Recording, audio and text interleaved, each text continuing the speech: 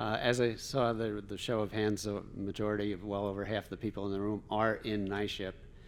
So we're doing this presentation. For those of you who are not in NYSHIP, you can learn some things maybe whatever, but it's helpful to the vast majority of the folks in the room. So we're very fortunate to have with us Michael Jones. He's a representative from the Employee Benefits Division of the Department of Civil Service, and I yield the mic to Michael. Thank you. Hi, everyone. Can everyone hear me all right? So welcome. My name is Mike Jones. I work for the Department of Civil Service, Employee Benefits Division.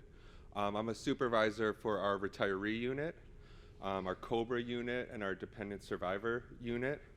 So one thing I just, right off front, I would like to differentiate that we are different than the retirement system. So the retirement system handles your pension checks and things like that.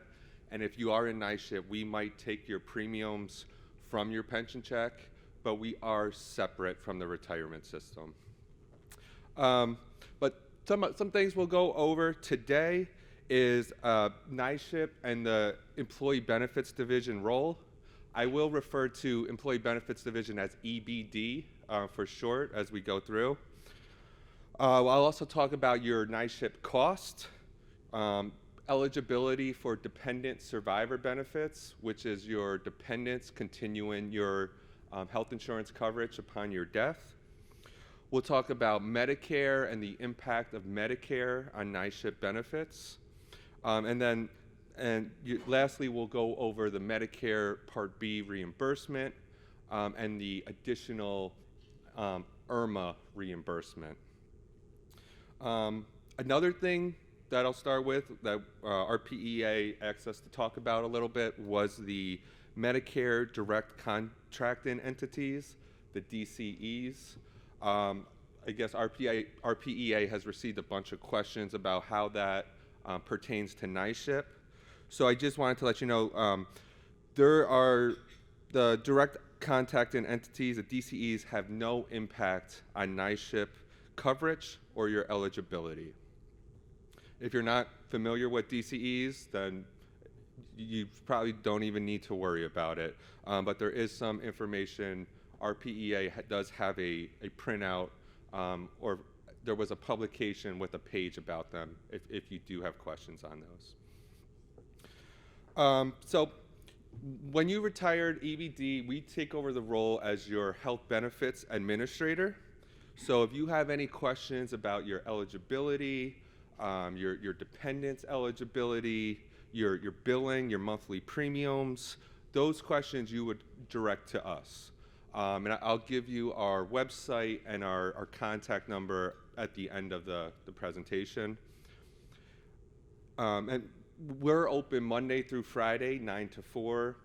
Our wait times can be a little bit high sometimes, but we do offer a callback option. So you just enter your phone number in, and we'll give you a call back. You'll keep your spot in line, and we'll call you back once your wait time ends. If you would like anybody to call on your behalf, maybe a son or your wife or your husband, you will need to complete a signed HIPAA release form. Our form is called the EBD 543. It's a HIPAA authorization form, and you would fill out that form to authorize someone to speak on your behalf. If you want somebody to act on your behalf, or if you are a power of attorney over somebody, we will need that documentation as well if you wish to make any changes. For example, if somebody was a power of attorney over their parent and they wanted to change their address, we would need that power of attorney on file.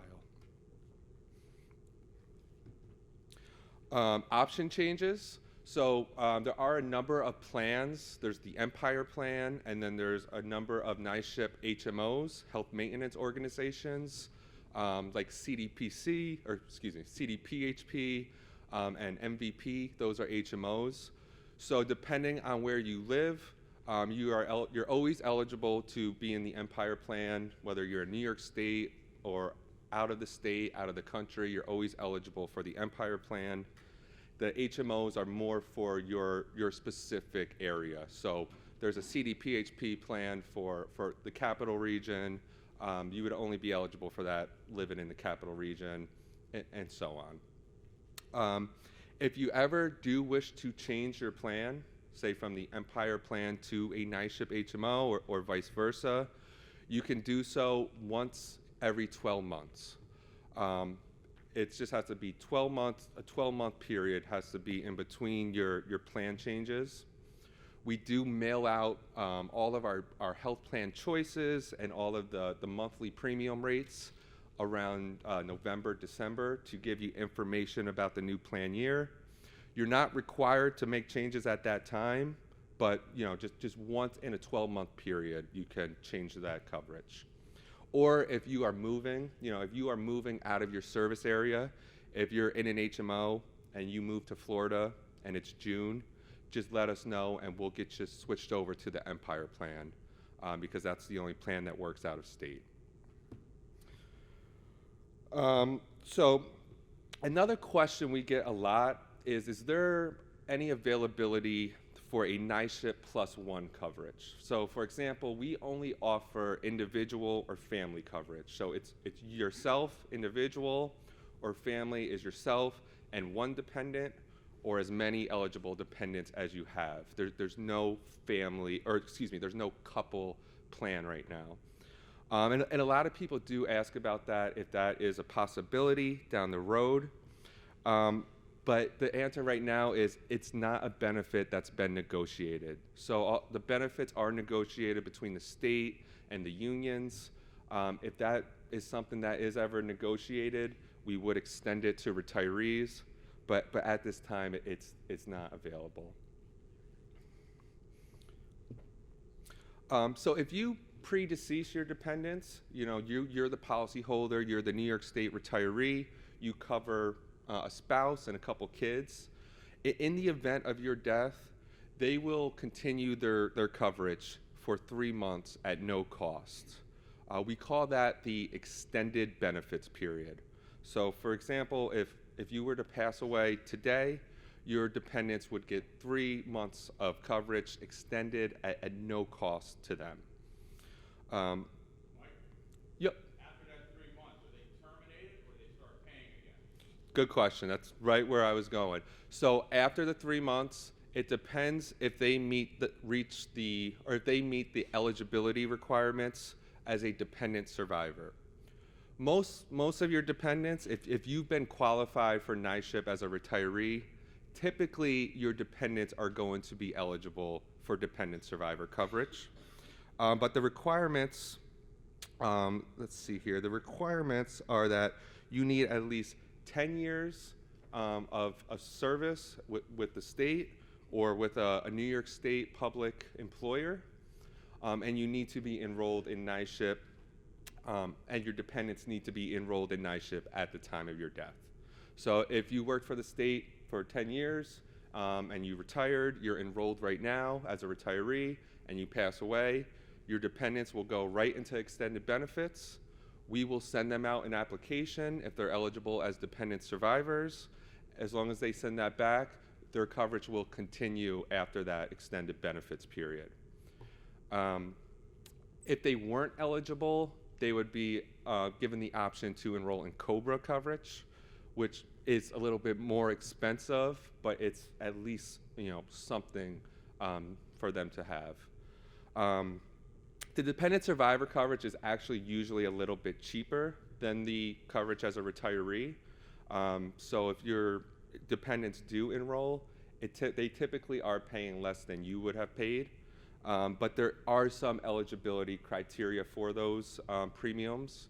So if you do want to look at the different premium rates, you can go on our website on NYSHIP Online. I'll give you that website at the end, and you can find our rates flyer that has rates for retirees, for dependent survivors, for COBRA. It's all right there, and that changes annually. Those are all subject to change January 1st each year. And then with that, your dependents are eligible to continue the dependent survivor coverage for as long as they continue to meet the eligibility requirements. So a spouse is always going to remain eligible unless they remarry or they acquire a domestic partner. Another reason it would end is if your dependents, they never elect it. So if we send them out the application and they never send it back, their coverage would terminate.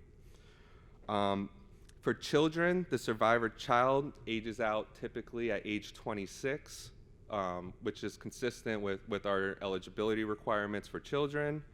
If you do have a disabled dependent, I'm not sure if you're familiar with our disabled dependent eligibility requirements, but in those scenarios, those children can continue coverage past age 26 and as dependent survivors past age 26, as long as they are still meeting the requirements of a disabled child. And it is important to let survivors know that there can be no break in coverage. So if they enroll and then they don't submit payments and are terminated, that's it. You have to have coverage continuous. It cannot end. If it ends, you lose eligibility. So how's everyone so far with all that? I know there's a lot coming at you. Question? How would the surviving spouse pay for the benefit? Good question. So the question, how would the surviving spouse pay? If some people have what we call a survivor's pension, so in the event of your death, you may have a benefit set up with the retirement system for a spouse or dependent to receive your pension. If that is the case, we can take that survivor's pension and take the premiums right out of that check.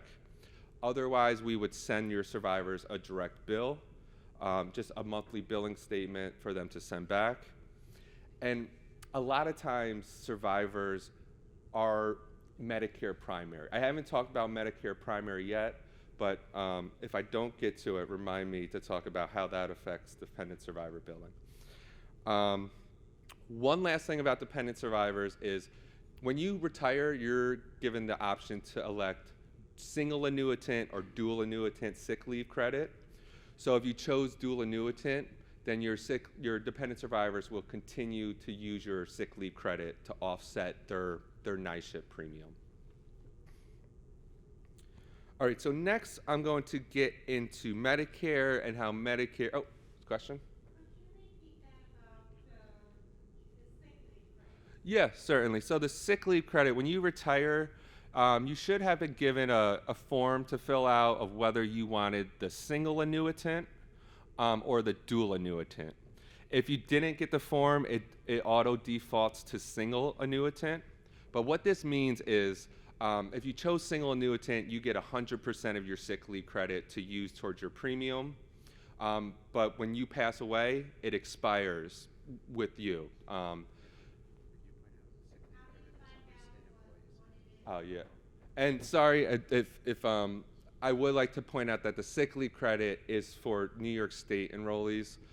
Some of you may have retired from a participating agency such as a county or a school district.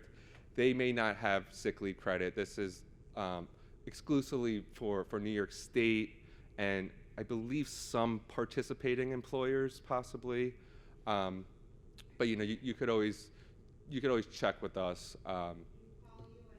Right. But then going back to that, so the single annuitant expires. The dual annuitant, if you choose that, you get 70% of your sick leave credit at the time of retirement instead of the 100%. And that will offset your premium. And when you pass away, that 70% can continue on to your dependent survivors. So it's 100%. The single annuitant passes away with you. Dual annuitant, you only get 70%, but it continues to your survivors.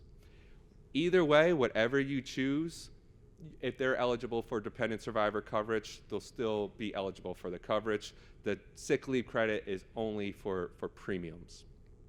Excuse me, Mike? Yeah. I can tell you from my own experience, if you're both state retirees, husband and wife, you cannot choose dual. You cannot inherit your spouse's sick leave credit. Right. You only can Right, that's a good point to make. If you're both state employees and you both had, say, you had 250 sick leave, you had 250, you can't combine it for a $500 sick leave credit. Um, in that scenario, you could each be enrolled on individual plans and use it. Take the single and do it. Right, You have to. right. We have a lot of questions here, and I want to make sure that the millions who are watching on video get to hear the questions. So if you wait for me to get to you, I'll hold the microphone up right in front of you, and they can hear them. Okay. So just a little patience. Okay? Okay, sorry about that. I forgot Okay, we you were pick the next we're live person. streaming. So I'll take a couple more questions, then we'll move on to Medicare. Looks like we have a question over here.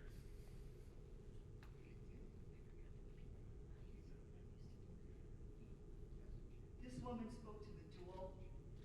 We're in that situation. I think my question might be best asked after we go over Medicare, because my husband's eligible for Medicare next month and I already am in it. Okay. But my question has to do with, I'm a BOCES retiree. My husband's a police retiree. So if I'm covering under Empire as Medicare first, then might have the Empire second. If I was to pass, I always do my health insurance through BOCES, so I'm a little bit confused because you're saying we can contact you. Could my husband bypass his town of Poughkeepsie, HR department and go straight to you, maybe get into NYSHIP or stay in Empire? So when you say through BOCES, is that the NYSHIP coverage you have? I have Empire. The Empire plan? Okay, and your husband's enrolled on your plan? Exactly. And he also is eligible for NYSHIP through his own employment? Yes. So if you wanted two individual plans, he could certainly contact us and we could see if he's eligible as an individual, or if I'm not sorry, I'm not completely following the question. The question has to do if I was to be deceased first. Oh, okay. So yeah, if you pass away, he could enroll as a dependent survivor, or if he was eligible for NYSHIP as a retiree through his own employment, we would review the records and he could enroll through that employment. So he wouldn't be able to keep the Empire plan? No, it would be an option. He could keep the Empire plan as a dependent survivor or enroll in his own right. You're welcome. Okay, we have one more question, then I'm going to move on to Medicare.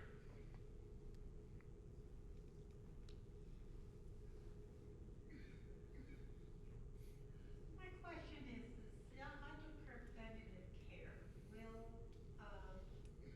the Empire Plan ever offer silver sneakers? So regarding to silver sneakers, this is a question we get all the time. If it's part of the, if we offer silver sneakers, unfortunately, we do not offer silver sneakers right now. It's not in the Empire Plan's benefits.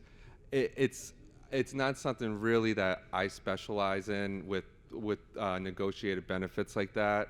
I mean, really, you can keep writing in and bug my boss, and maybe they'll do something. But as of now, it's not something that the plan has. It's such a good program. It costs a lot to join a gym and all that, but it's such a good program. I mean, to keep people healthy. I mean, even it just came out about walking.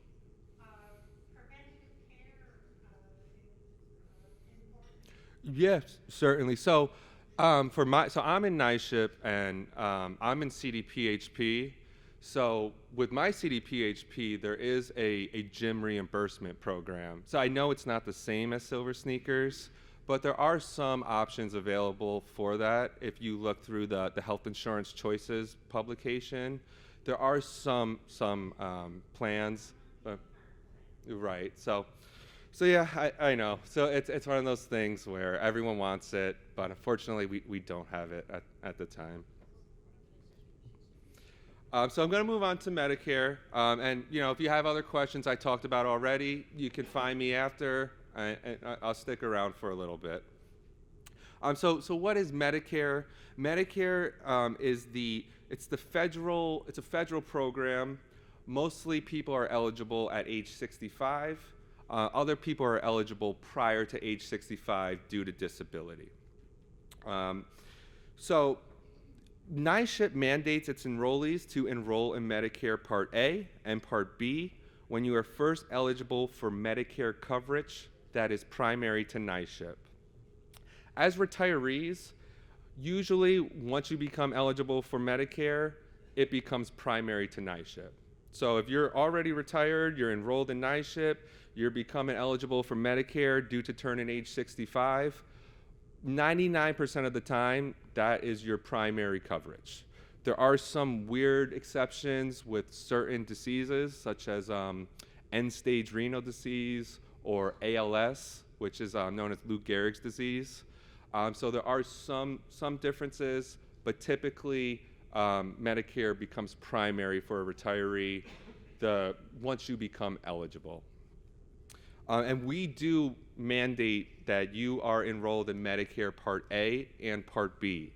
If you do not enroll, or if you only enroll in Part A, your benefits may be terminated or they will be drastically reduced. And you could find yourself in a world of claims issues if you go and get services and you don't have your Medicare in place. So not trying to scare you, but just trying to stress the importance that you do want Medicare A and B once you become eligible. For most of you, that will be the first of the month in which you turn 65. So if you turn 65 next month, let's say October 5th, you'll become eligible October 1st. Do not wait until your 65th birthday to do this. This is not something you want to procrastinate because it takes them a lot of time to get everything processed, and it needs to be in place the first of the month. If you are collecting Social Security already, usually they will send you a card with A and B, and all you have to do is take it out and keep it, and you're good to go. If you're not collecting, then you will have to contact Social Security to start the enrollment process, and you want to do that about 3 months before the month you become eligible for Medicare. So we have a question here. I'll let him. You answered mine, thank you. You're welcome. I'll wait for the microphone.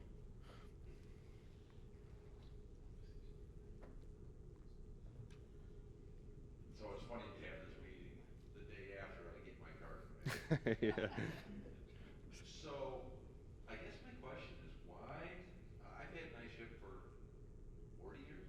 Yep. Why don't I just get my card and NYSHIP just roll in?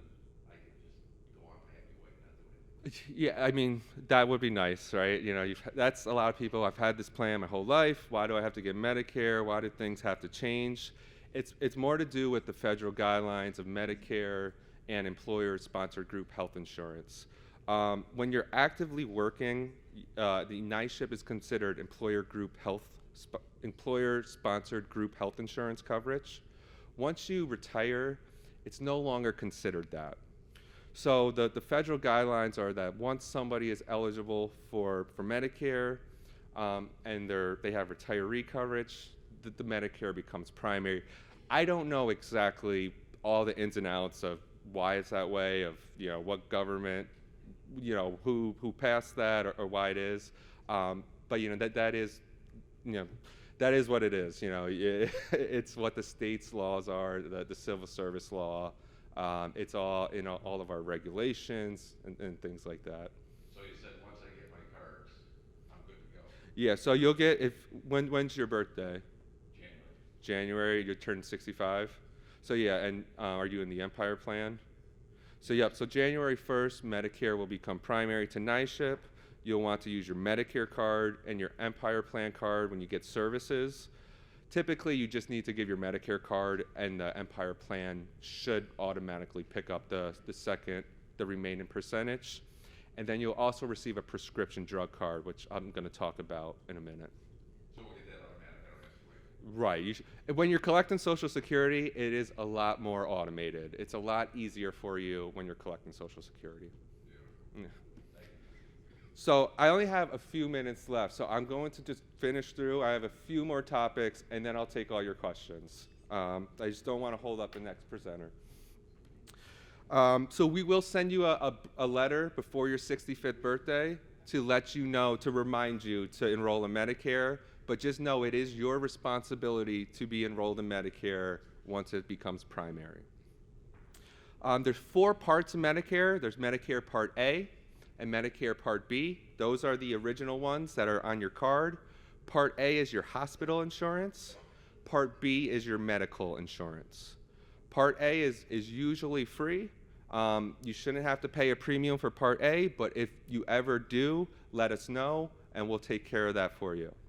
Medicare Part B, there is a premium with Medicare Part B. Right now, it's $170.10. We reimburse that to you.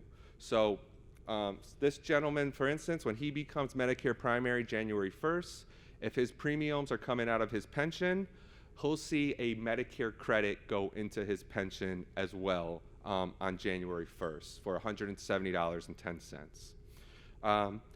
Granted, everything's updated timely, which it should be, but if it's not, you would just see 2 reimbursements in the next check. But we do reimburse you for that Part B premium. So, you might not want to get Medicare, but at least you are being reimbursed for it.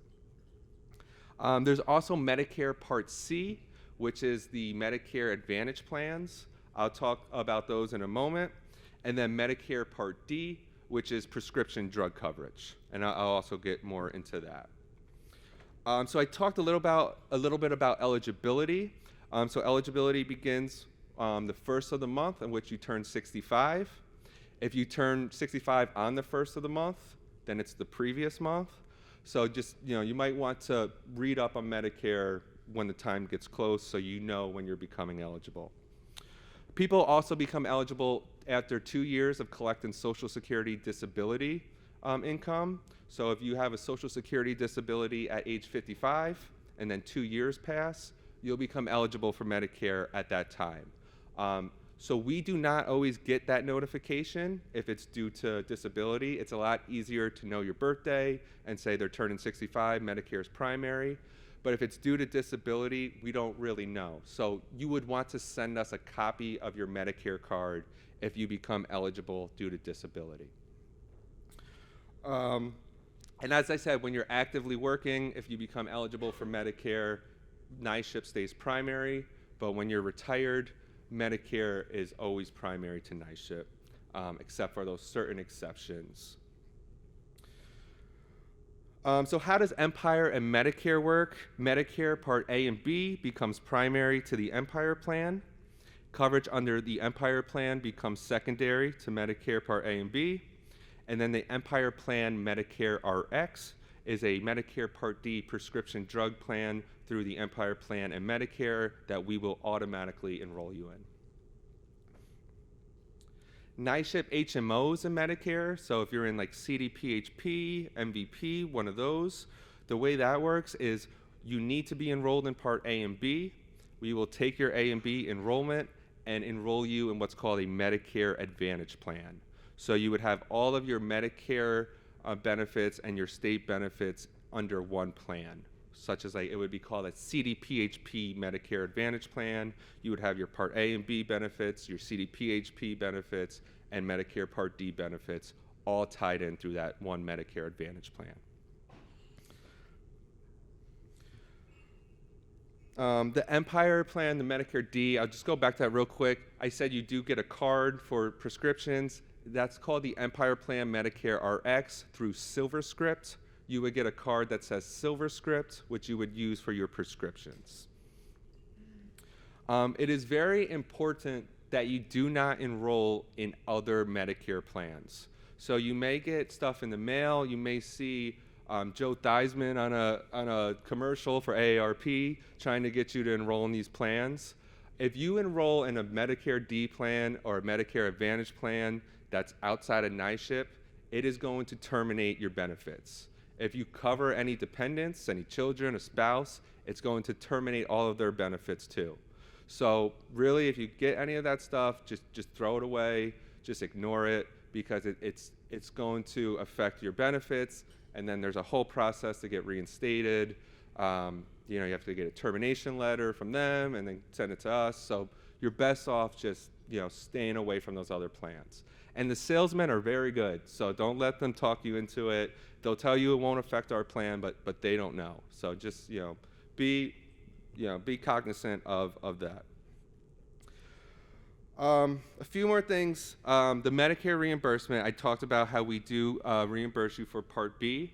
That is automatic. It will go either into your pension monthly, or we would send you quarterly refund checks. If you pay a premium and it's less than the reimbursement, we would just take your premium right out of that reimbursement and send you the difference, so that you wouldn't have to send in checks or monthly bills. There's also what's called the income-related monthly adjustment amount that Social Security charges on top of Medicare premiums. This is if you are in a higher income bracket. You could check Social Security's site for the actual amounts. But if you are charged an IRMA, we call it, on top of your Part B, we can reimburse you for that as well, but that's an application process. So, for example, anyone that paid IRMA in 2022, that was Medicare primary, application will become available in January or February, and you'll need to fill that out and submit proof of your IRMA payment, and then we will reimburse you the full amount in one lump sum. Usually proof would be your SSA 1099 document if you are collecting Social Security and they're taking Medicare out of your pension, or it would be the if you are submitting direct payments to Medicare, we would just need those stubs. And all of those proofs are right on the form. I have two more things, and then I'll take your questions. So just to recap, Medicare, enroll in Medicare A and B when first eligible. There's a premium for Part B, but NYSHIP will reimburse you. Do not enroll in non-NYSHIP Medicare plans, as it could terminate your benefits. And if you're ever uncertain, give us a call and we'll walk you through the process. We also have a publication called Medicare and NYSHIP that has a lot of good information. There's a Q&A in the back that has a lot of good information for you. And then last thing is, if you are traveling, if you're what we call a snowbird, maybe you live in New York in the summer and you go to Florida in the winter, you should know how that impacts your benefits. As I said, the Empire plan is the only plan that works out of New York State. If you're in an HMO and you move out of state, you'll need to change to the Empire plan. If you are in an HMO and maybe you're just taking a trip, maybe you're just traveling for a week or a month, you want to give your HMO a call and just make sure that they are going to cover you for any emergency services, which they typically do. Or if you have any prescriptions or things you need while you're gone, just give your HMO a call and they can help you out. We also have a publication called On the Road with the Empire Plan. It gives you tons of information about using your Empire Plan benefits out of the state and also out of the country. That is on our website as well. So just wrapping up here, I'll give you our contact information and then I'll take any questions. So our local number for Albany is 518-457-5754. I'll repeat that, 518-457-5754. Or if you're out of the area, it's a 1-800 number, so 1-800-833-4344. I'll repeat that, 1-800-833-4344. And then our website is www.cs, like civil service, .ny, like New York, .gov, like government. So www.cs.ny.gov, and then you would just want to click the health benefits section. There's a few questions to make sure we're picking up the right benefits. It will ask you if you're retired, if you're actively working. So just fill out those questions, and then it will take you right to the website where there's tons of forms, publications, tons of things that are helpful if you have questions. So I don't know if someone's presenting right after me or if we can take some questions. Or okay. So yeah, we can take some questions. Before we do that, I just want to say one thing. Mike said that sometimes it takes a while to get through the phone at civil service. Well, the first place you should call is RPEA. Sharon, who's in the back of the room, will answer your phone call probably on the first, second, or third ring. And she is retired from EBD, from civil service. She knows what she's talking about, and if she doesn't know about a subject, she can find out for you a lot quicker than you can. So that's one of the great benefits of being a member of RPEA, is to be able to call somebody and get answers. So that's Sharon in the back. Just call our number, or you can talk to her here today. So I just wanted to let you know that. Where's your first question, Mike? Okay. Looks like It's a quick one, Mike. right here. Okay. The IRMA reimbursement, is that mandatory or is there criteria? In other words, will you get paid absolutely, or do you got to? So a little bit of both. So we will do it if you apply, but to apply you have to submit the application at the end of the year, and then you have to submit proofs. So proofs would be you receive a letter from Social Security each year. If any of you are in Medicare now, you should be getting it around November. It will say this is your Medicare Part B premium for 2023. This is your IRMA premium. That's the first proof we need. That shows that you had to pay IRMA, and it shows us the amount. Then we get your proof of payment, which would be, if you're collecting Social Security, would be your 1099 form. That's the form Social Security sends out at the end of the year, which shows you all of your deductions and everything related to your pension. We can take that form, look at the amount on the other form that IRMA is charged, and if it makes sense, there was a $50 charge for IRMA, we look and there's a $50 extra charge on your Part B premium, then we send out that reimbursement check. So it's easier when you're collecting and you have all your forms and you send it right in. It's pretty much no problem. But if maybe you didn't keep track of your forms and you're not collecting and you have to send in proof of payments from your bank or from a check, it's a little bit more complicated that way. But really, if you keep good records, it's not too bad. Okay. Every year, that form that you say you fill out doesn't come out to the end of January. I mean, it's gonna come around. Why not get it out so people can, it's a whole year's worth of payments of IRMA. And the sooner you get it in, the sooner you get it back. Right. It doesn't take 1 or 2 weeks. It takes Right. 3 or 4 months. So. Right. It is a good point. It does. We have to have the form approved by our communications. You're right. It's not much has changed on the form, but we do like to change the Medicare IRMA amounts.